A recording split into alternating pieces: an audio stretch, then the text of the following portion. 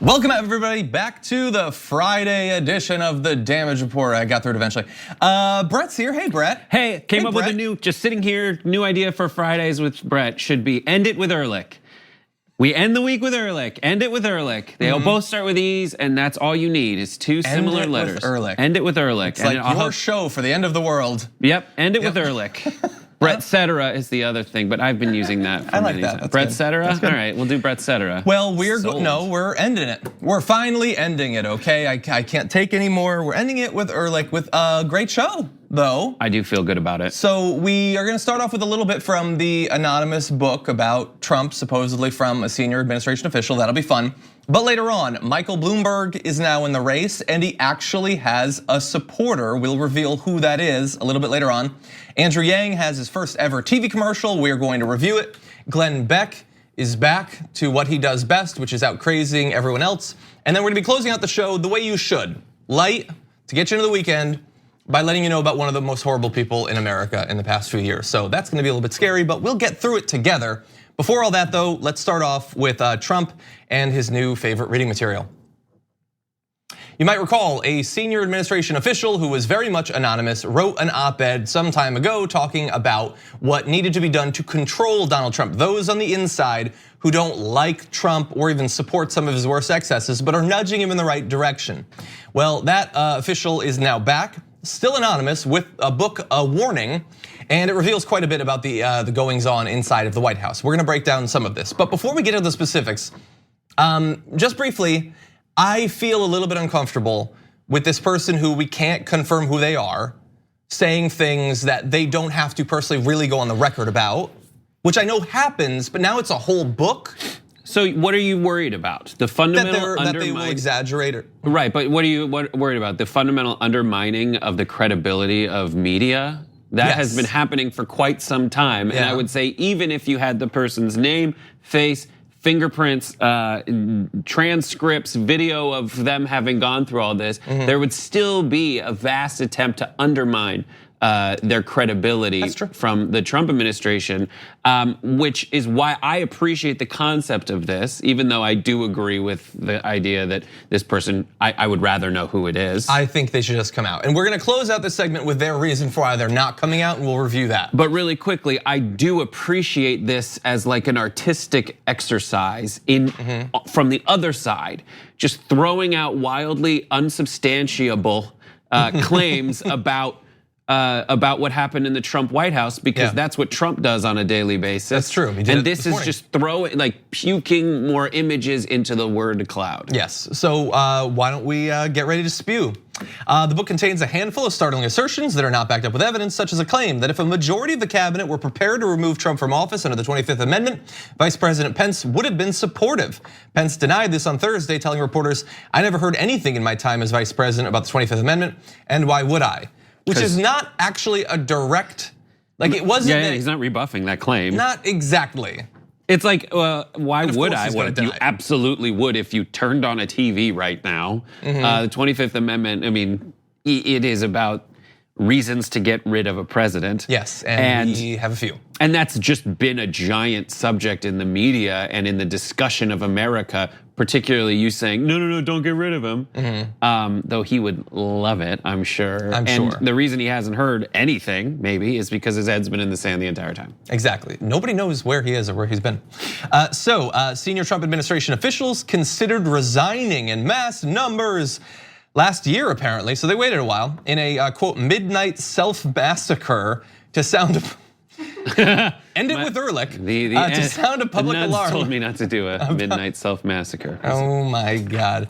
To sound a public alarm about President Trump's conduct, but rejected the idea because they believed it would further destabilize an already teetering government. Yeah, it might. If everybody resigned, it might. I said this last week, just like the idea of resign culture being like, I'm out. How I'm gonna send a message is to leave so you can go on with your like concentrated sauce of crazy without me being the one in there to say, maybe we shouldn't do this. And in fact, replacing me with someone who will agree with you on everything. Right, there's a number of people who were there who previously, after Trump said something ridiculous and the door closed on his way out of the room where he spewed his ridiculousness, there were responsible people in Washington and in the White House who said, all right, nobody do what he just said. Yeah. Now, if you get rid of those people, you are followed up. You're left with someone who says, yeah, let's just go ahead and do it. Yeah, exactly. Okay, so a little bit more on the president's temperament from an insider who got to see it, supposedly. The author describes Trump careening from one self-inflicted crisis to the next, quote, like a 12-year-old in an air traffic control tower, pushing the buttons of government indiscriminately, indifferent to the planes skidding across the runway and the flights frantically diverting away from the airport. So I don't know much about the identity of this senior administration official, but when they land on a metaphor, they run with it. Sorry, they fly with it. They take off and then they soar across America with it. But yeah, I mean, everybody knows that though. That doesn't take insider knowledge. Right, yeah, and that's just a pull quote they put in articles about it that was meant to convey that exact image, which is why I like this as like performance art. Yeah. To say, here, I'm just gonna flood the airwaves with metaphors. And that's it. Yeah, I mean, I'm fine. Yes, everyone who's been following news lately has felt this. Some people many reasonable people would say, yeah, that's basically what I've been experiencing, and it scares the hell out of me. But Trump supporters would say, yeah, but those planes are all full of Washington swamp creatures, and crash those puppies immediately, please. Yeah, that's dark imagery. Okay, so a little bit more in that same vein, I guess, sort of just trying to paint a picture. It is, like you said, performance art. It's like showing up at the nursing home at daybreak to find your elderly uncle running pantsless across the courtyard and cursing loudly about the cafeteria food as worried attendants try to catch him. You're stunned, amused, and embarrassed all at the same time. Only your uncle probably wouldn't do it every single day. His words aren't broadcast to the public, and he doesn't have to lead the US government once he puts his pants on. We have no confirmation that as Trump is leading the US government, he does have his pants on. I hope so. Yeah, he sits at that resolute desk, might not have pants on. Yeah. Another great metaphor. Good job, Anonymous. But that's write some kids' books after this. That's what makes me feel, I don't know, man. Like if you're working in the White House, say this is all true and this is actually a senior White House official, as it probably is, or someone at least in the White House, because I'm pretty sure the New York Times wouldn't have published that original op-ed if it wasn't confirmable that it was someone inside there.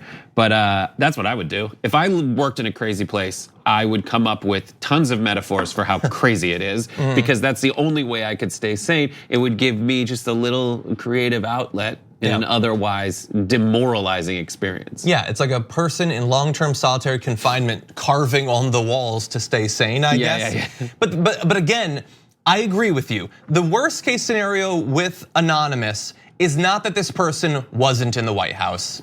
That's not conceivable to me. But how senior were they? How long were they there? That we can't confirm. Are they still there? Are they still there? Is it Kellyanne Conway? How Kellyanne Conway is it? How many Kellyanne Conways are there writing this? I prefer to believe that. I prefer to believe that it's Kellyanne Conway. I doubt it. And also, this person is giving a critical look at the president, but that does not mean that this person is an objectively good person through some sense or doesn't support some elements of Trump's agenda. But putting out the book makes it seem like this is a hero embedded in enemy territory. Yeah, but that is one of the central themes of the last 4 to 5 years is in a realignment era, where you find yourself trying to figure out who's on your side. What allies are okay. And misery acquaints a man with strange bedfellows. And I found myself saying, nice. I've found myself saying like, oh my God, I want John Bolton to testify on my side. Like that kind of stuff. Like Anthony Scaramucci right now is speaking truth, ? Yeah. I'm still angry. It's weird. But that's the kind of stuff. And I would just like to say that in terms of various books that have been published, I'm gonna read you some names of books published that were supposed to be bombshells that changed the game. The Devil's Bargain about the Trump White House, Fire and Fury, It's Worse Than You Think, which one's the David K? It's Even Worse Than You Think, What the Trump Administration is Doing to America by David K. Johnston. I didn't read that. Killing the Deep State, that's one on his side. I would assume so, yeah. Liars, Leakers, and Liberals. That's Judge Jeanine Pirro. That's Pirro. It is. Yes. Unhinged, under fire, fear, and team of vipers. I think I know where they're going with the team of vipers. We've had, like probably Top Gun. So team of vipers though is like the imagery we've had. You've read 2 metaphors. There's entire books with titles that are metaphors. Yeah. Have those images and those substantiated first accounts of experiences in the White House. Have that changed anything? Yeah, no, we're good now. Oh, I didn't know. We're good. Sorry, we're I was too busy reading. So really fast. So he says that Trump used a Hispanic accent to say, we get these women coming in with like 7 children. They're saying, oh, please help, my husband left me. They're useless. They didn't do anything for our country. At least if they came in with a husband, we could put them in the fields to pick corn or something. That is very believable. It's not gonna change anyone's mind. He said at one point, can we just get rid of the judges? Let's get rid of the expletive judges. There shouldn't be any at all, really. I buy that too, but it's probably just hyperbole, who knows? He says that Trump, a lot of people spending time with him get uncomfortable by what they witness because he stumbles, slurs, gets confused, is easily irritated, has trouble synthesizing information or pronouncing what I just said, not occasionally, but with regularity. And yeah, we've all noticed weird things that he's done where he's walked on the tarmac in a random direction and he's been confused about what he was saying. But also on the other hand, corn pop. So we've all got issues. And but finally, really fast, he says, I've decided to publish this anonymously, he or she, I guess, it could be Kellyanne Conway. I decided to publish this anonymously because this debate is not about me, it's about us. What are you taking that from Bernie Sanders? It is about how we want the presidency to reflect our country, and that is where the discussion should center. Some will call this cowardice. My feelings are not hurt by the accusation, nor am I unprepared to attach my name to criticism of President Trump. I may do so in due course. Well, it's been a while. Who wrote the primary colors? It was like, I forget, but there was a book about the experience from within a essentially fictionalized version, but based on very apparent reality of the Clinton campaign. It started out as anonymous. It turned out it was more profitable in the long run for that person to get a lot of PR under the anonymous label, then reveal themselves. Then it became a movie with John Travolta. And maybe this will too. And Kellyanne Conway. So consider that a warning, but one you can't really verify. Speaking of a warning, oh, that's what you were doing there. I did. Got it. I'll hammer out the love between the brothers. That's what I was thinking. I don't know what that is though. It's a song that's like, I'll hammer out danger, I'll hammer out a warning. We still going? I guess so. I was just gonna I was gonna see how long is Brett Erlich. You know what I'd like to do? I'd like to end it with Erlich, actually. When we come back, we got an interview with an.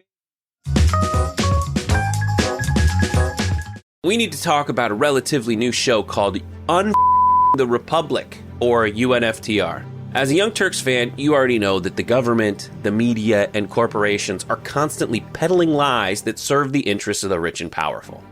But now there's a podcast dedicated to unraveling those lies, debunking the conventional wisdom. In each episode of the Republic, or UNFTR, the host delves into a different historical episode or topic that's generally misunderstood or purposely obfuscated by the so-called powers that be, featuring in-depth research, razor-sharp commentary, and just the right amount of vulgarity. The UNFTR podcast takes a sledgehammer to what you thought you knew about some of the nation's most sacred historical cows. But don't just take my word for it. The New York Times described UNFTR as consistently compelling and educational, aiming to challenge conventional wisdom and upend the historical narratives that were taught in school. For as the great philosopher Yoda once put it, you must unlearn what you have learned. And that's true whether you're in Jedi training or you're uprooting and exposing all the propaganda and disinformation you've been fed over the course of your lifetime. So search for UNFTR in your podcast app today and get ready to get informed, angered, and entertained all at the same time.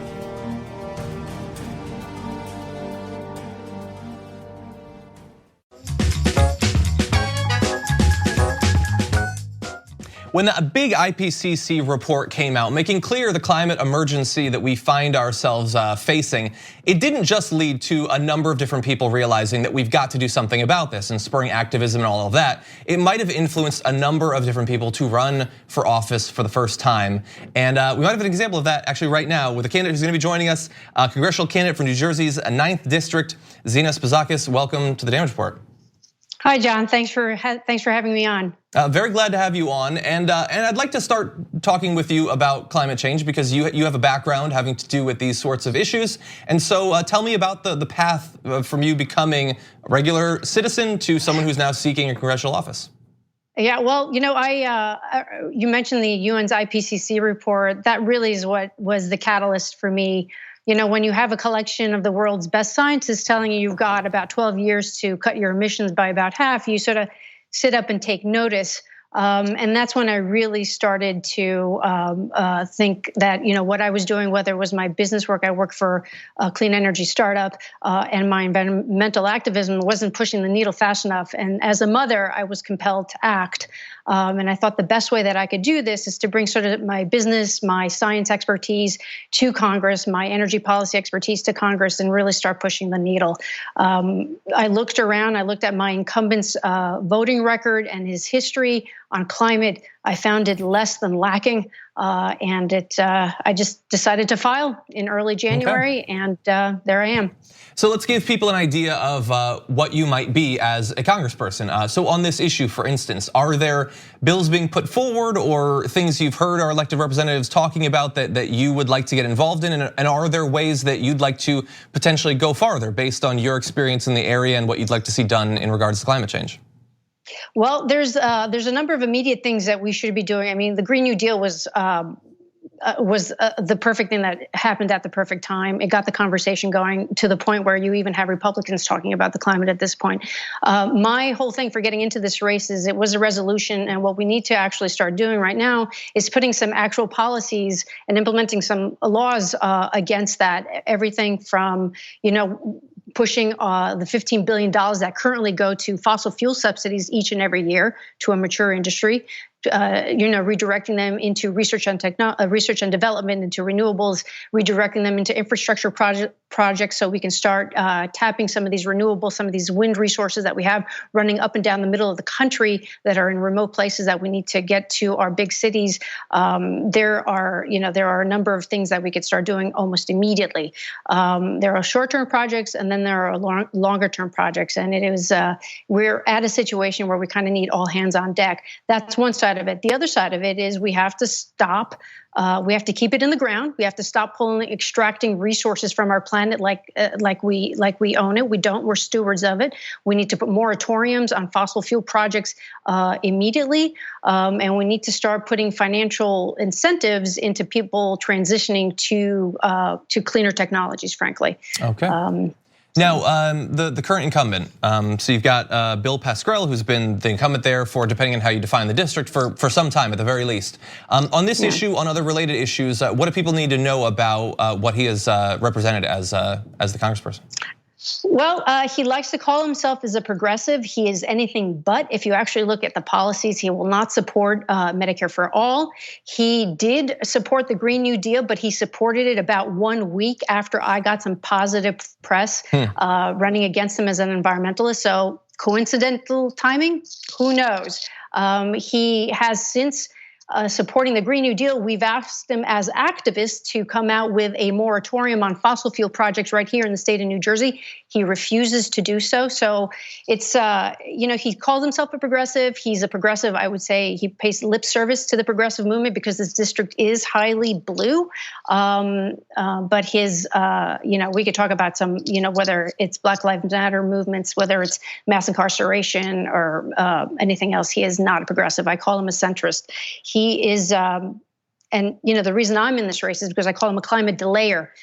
We have a lot of Democrats in Congress who have known about the problem, agree that it is a problem, but have spent decades sitting on their hands doing absolutely nothing, while our opportunity to really address it has come and gone. Right now, we cannot reverse it in this generation. We could have when we knew about it decades ago, when they knew about it decades ago, but they have delayed action to the point where right now the best we can do is to slow it down. I almost prefer a climate denier, because at least with a climate denier, you know what you're getting. With a climate delayer, if you're voting Democrat, you would expect them to do something, and they haven't. It's funny. I said almost the exact same thing on the show, I think yesterday or the day before. So I certainly agree with you there. And look, the reason I wanted to focus on this topic is because obviously you have a background in this area, and it's one of the most things you're passionate about as a candidate. But if people would like to learn more about your platform, where can they go to find out where you stand on a number of different issues? To our website, it's www.zina4congress.com.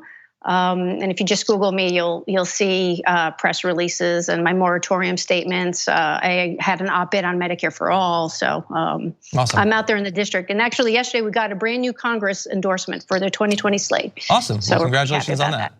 Thank you, Zina Spezakis. Thank you so much for joining us. Thank you, John.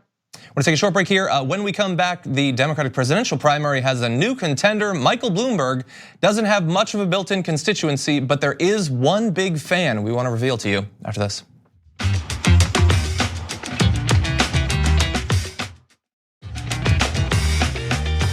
In this Democratic primary, there are a lot of people running, and voters have had a lot of options, but what they haven't had is someone incredibly disconnected from the realities of working class Americans who believes that billions of dollars can stand in for a lifetime of activism and having the right positions. But maybe now, Michael Bloomberg might be running. He apparently is prepared to enter presidential races before, but never actually put his name on a state ballot. Now, he's apparently, because of how early you have to do it, getting on the ballot for Alabama, indicating not definitely he's gonna run, but he's taking it pretty seriously. So it's an exciting day for the Democratic primary. Brett Erlich. I mean, come on, dude. This process will be one of the more infuriating things to watch if you are not working currently in DC or New York on a news show or for a newspaper. Yeah.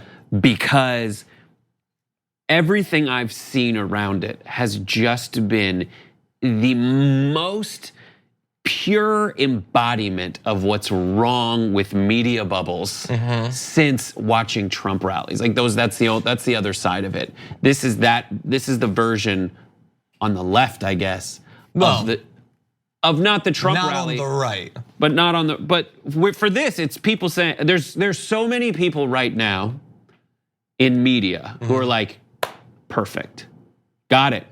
Possible solution, white knight coming to the rescue. Well, why don't we demonstrate the principle that you're talking about right now? Because many people responded to this announcement by at first tweeting, "Okay, Boomer," which quickly became "Okay, Bloomer," which is just perfect. That's funny. But he does have a fan, and that fan has a show, and here's a little bit from that show.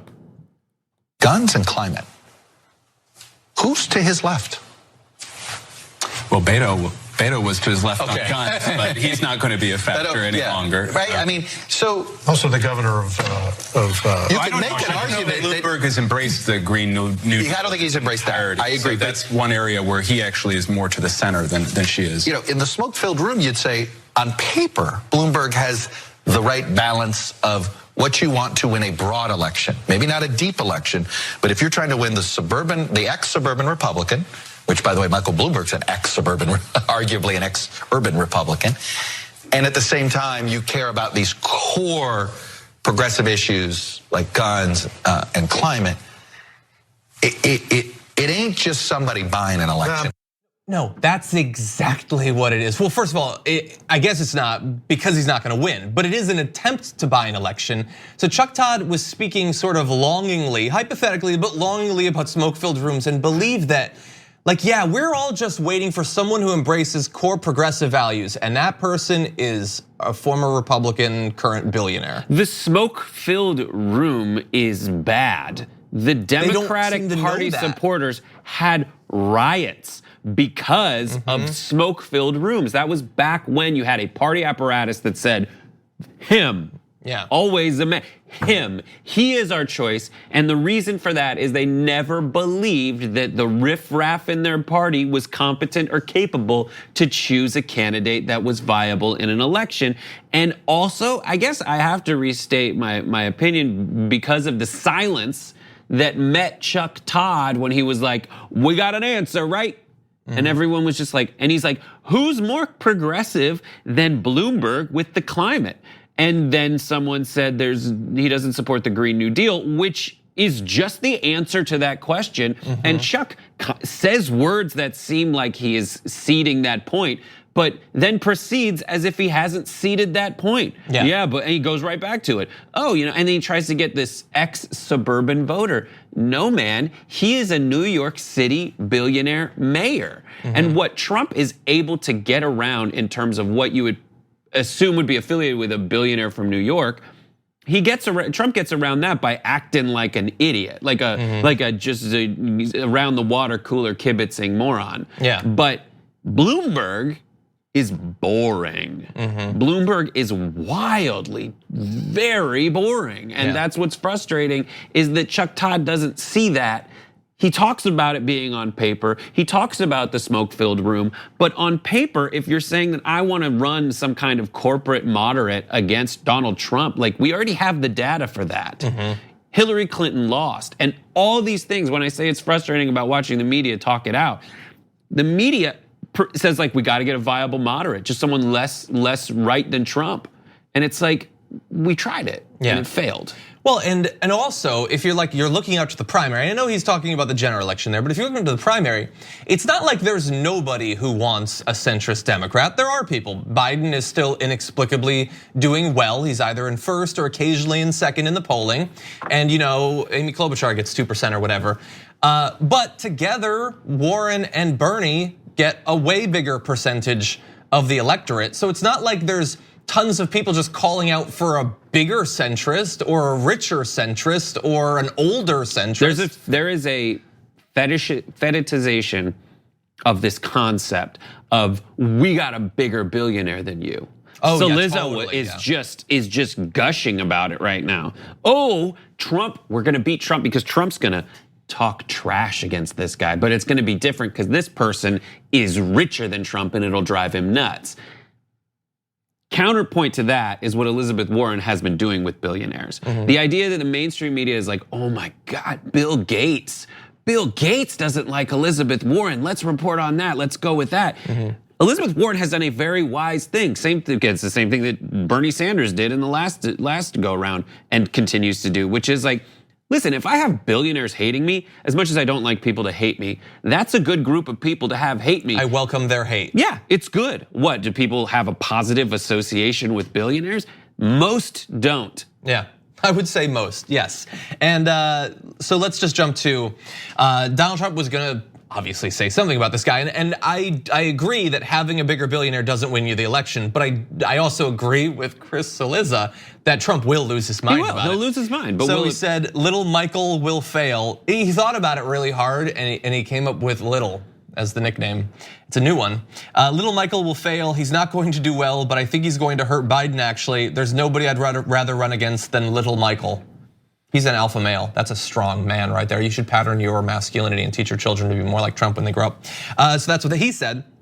But why is he running? There's a lot of explanations. This is probably not actually one, but it is interesting that the more and more talk there is about the wealth tax and what effect it would have on billionaires, and then all of a sudden Bloomberg is running. I mean, that Bill Gates thing has been all over the place.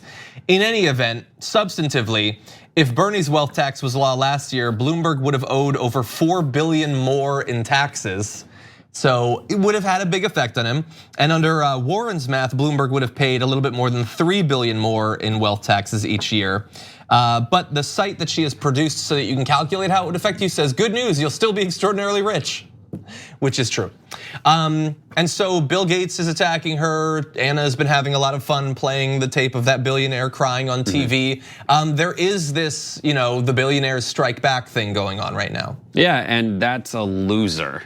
The billionaires crying over being over being still billionaires in the wake of all this. Yeah, that's not a winner for them. No, and any win that billionaires can claim for being philanthropic, at least from a policy standpoint, in terms of not just doing like outside philanthropic work, which is great and I welcome it, but like changing how much you pay your employees. And by that I mean Jeff Bezos changing to $15 an hour. He did that because of pressure from progressive candidates. From Bernie Sanders. From Bernie Sanders and Ro Khanna getting out there and saying, here's what's wrong with the economy.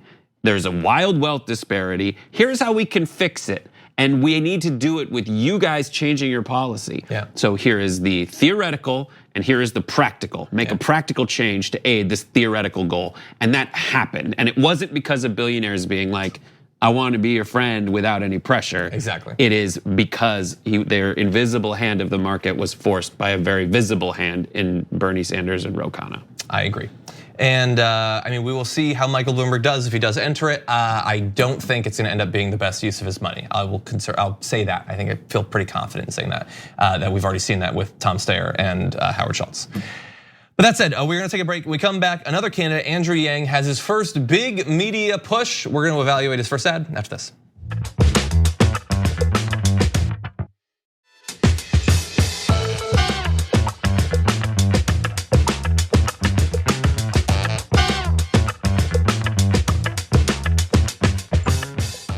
Andrew Yang had a great fundraising quarter, last quarter raising far more than most people expected, and he's now gonna turn that into his first big media push with this commercial. The son of immigrants who came here seeking the American dream, Andrew Yang. His parents taught him about hope and hard work, a leader in education. Andrew Yang, the founder of Venture for America, a nonprofit that helped create thousands of jobs. President Obama named Andrew a champion of change, and his ideas are a blueprint for a new way forward. An economy where big tech and Wall Street are held accountable. A healthcare system with Medicare for all that takes on drug companies to lower prices. A fight against climate change that confronts big polluters. We have to rewrite the rules of the 21st century so that they work for us. Andrew Yang, parent, patriot, not a politician. A new leader who understands that what's coming is the greatest economic transformation in history and who can lead us in the fight for the future that we want. For President Andrew Yang, a new way forward. I'm Andrew Yang, and I approve this message. Okay, so if you live in Iowa, get ready to see that ad a bunch because they're gonna be spending $1 million to run it statewide in Iowa over the next week. Iowa ad space is never more valuable than in the next month or two. So I had not seen the ad yet. I wanted to see it fresh.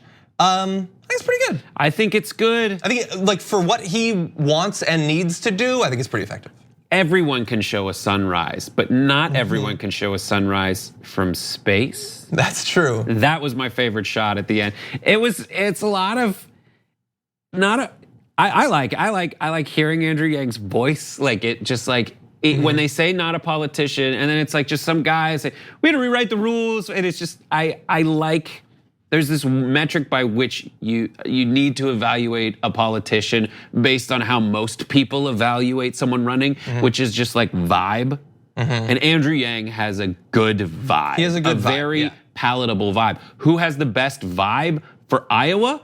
Sad to say, Pete Buttigieg has the best vibe for Iowa. I would measure the cadence of an Iowa caucus goer and what they would be most receptive to Pete Buttigieg, just someone who sits there and is like, I'm a nice person. I'm not a mean person. I like to sit and communicate with people and just communicate ideas. And there's also a sit down and hang out and talk shop that Andrew Yang has that I think would work well in Iowa.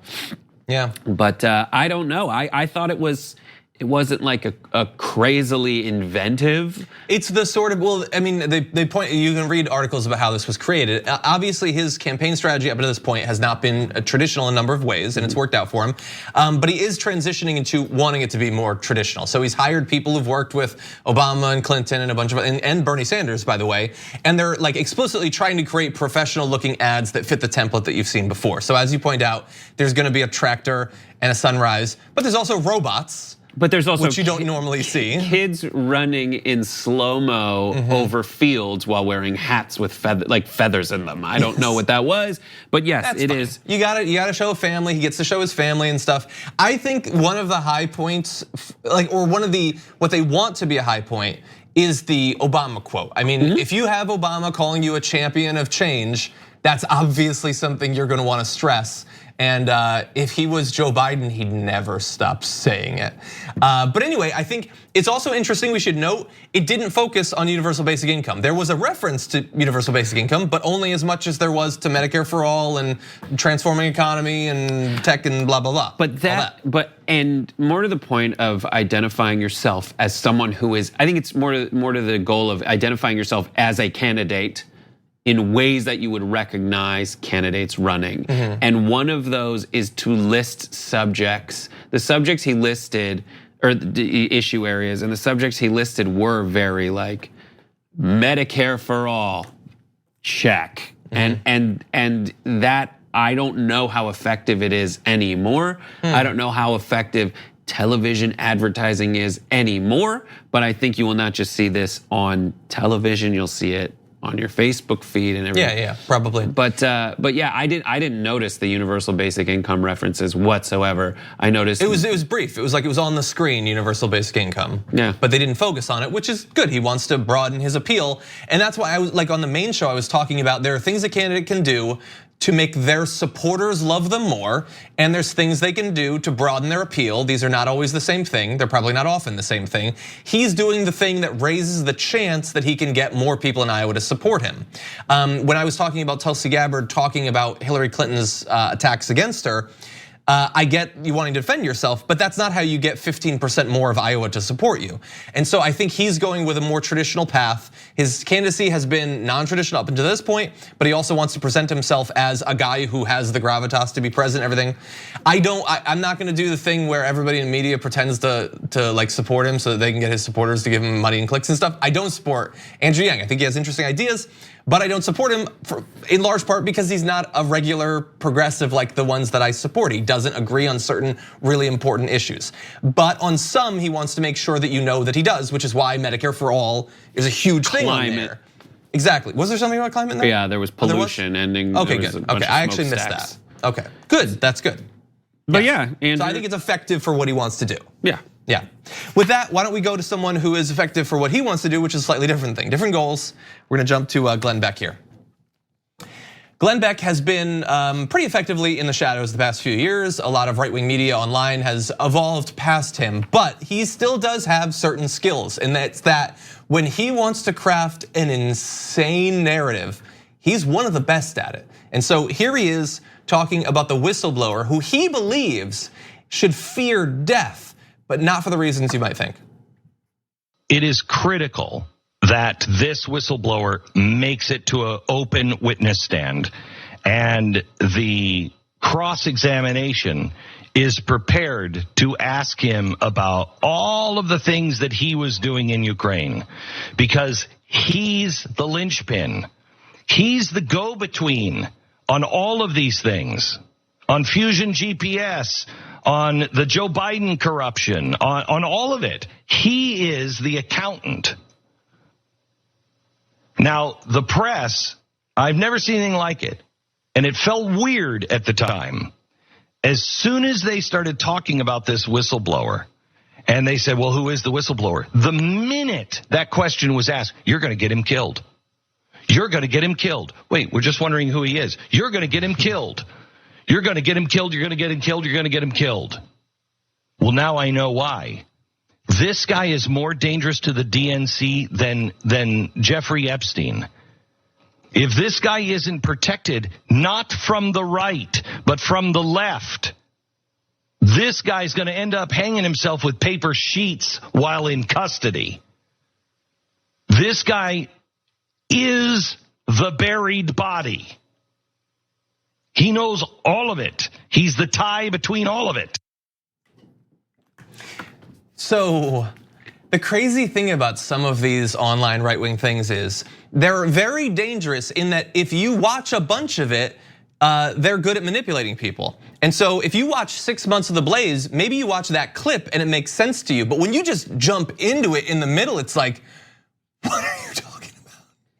The left wants to kill him because this guy who you didn't even know his name until yesterday, I guess. I don't know anything about him, but I feared him being killed, not for what he knew about the president, but what he knows about like fusion GPS. What are you talking about? Yeah, no, the go-between. I don't even know what that means. This is what the whistleblower has done, has said, here's a bunch of reports of what people said about this call. And here's what I know about this call. And all the things that other people have said about the call, they've testified to. And confirmed what the whistleblower said about the call. Confirmed what the whistleblower said, and nothing is weird. It is the idea that the left, and he's just saying the opposite of what he wants people, of what's true. That's it, which is lying. But also he says it's like, no, man, the other side should be scared, man. It's just such nonsense. And when he says like, why is the left saying you're gonna get him killed? It's like, well, because every mass act of violence against anyone really in the last year was done by right-wing extremists. Like, if you want to name, Cesar Sayoc was a guy who heard Trump say these people are bad and then sent bombs to them. So if you want to answer that question, you can either come up with one on your own or you could just ask it and get the answer. The answer is the right seems to inspire and foment violent instincts in other people to do their dirty work for them potentially. And if this guy dies as a result of someone being inspired by the president to go kill him, that's what we're afraid of because it's happened before. One other reason, we forget everything that happens because so much happens, but do you recall that early on Donald Trump said this guy's not a whistleblower, he's a spy, and do you remember what we used to do to spies? Maybe that's why we're worried about him being killed, because the president joked himself about the death penalty for spies. Oh, Glenn Beck. Okay, we're gonna take a short break, stick around.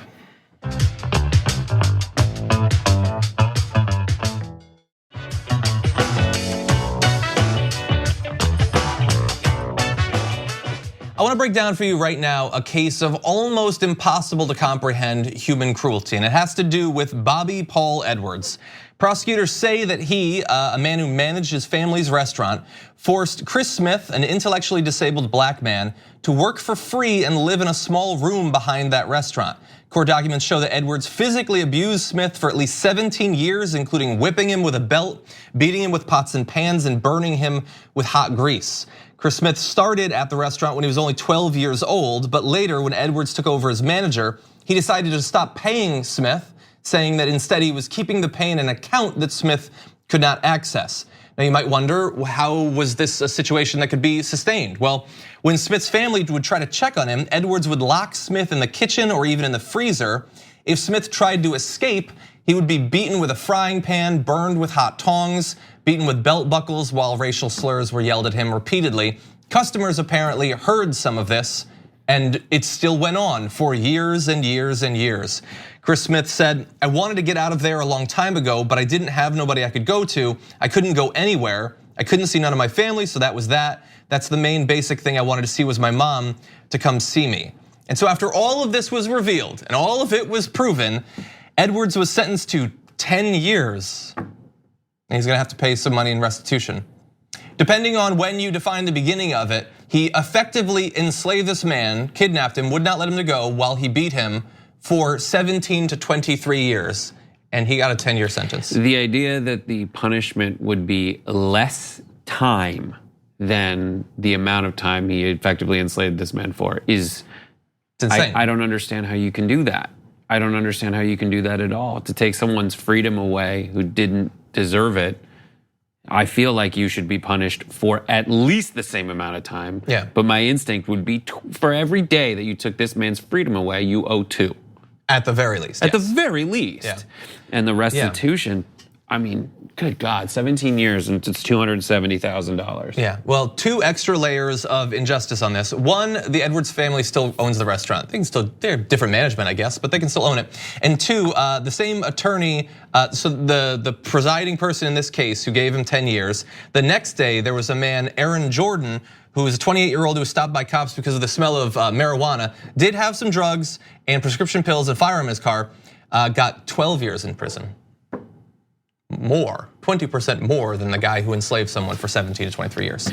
Crazy how the justice system works. So this is as much justice as we have come to expect in this sort of situation, but hopefully in the future, will be the aberration that it should be now. Anyway, sorry for the depressing story to end the day, but thank you for ending it with Erlich. Thank you very much. Everyone watch Happy Half Hour. We got Amelia Barras, who wrote on a lot of fun. Awesome. And thank you everybody who's been watching throughout the week. Obviously big things planned for next week, so have a fun weekend and we'll see you come Monday morning.